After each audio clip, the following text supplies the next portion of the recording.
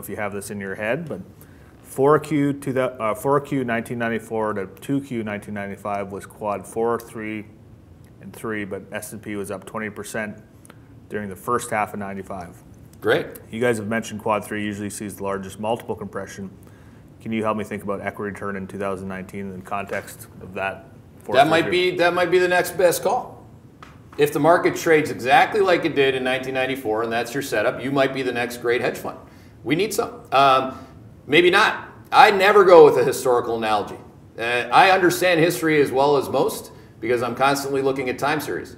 But again, the conditional factor that is the signal that I built trumps whatever you just said, right? So if the signal's bearish and we're in quad 3, I stay with what I'm going to buy in quad 3 anyway.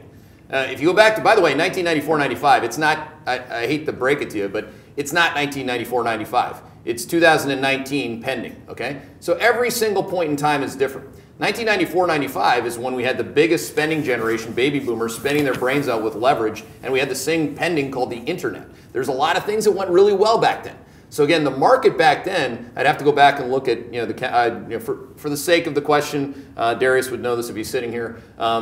Let's just say that, for argument's sake, that you're right, that those were the 3 quarters that had happened. The market was probably looking at this thing called 1996, 1997, 1998, 1999. We're talking about the best growth acceleration in modern history. So the market started to discount that, and I believe that because that's exactly what ended up happening to the economic data. What happens in 2019 if Europe's in a recession, China's still making up the numbers, the dollar doesn't go down, and the U.S. actually slows faster than what we currently have? Okay, so that's what I'll be thinking about is what is the data actually doing relative to the market signal. Back and forth I go, and that'll be the answer that I come up with. But thank you for asking the question that way. It's important because a lot of people on Wall Street look for historical analogies because it provides them what Occam's razor does, which is a really simple answer to a super complex question.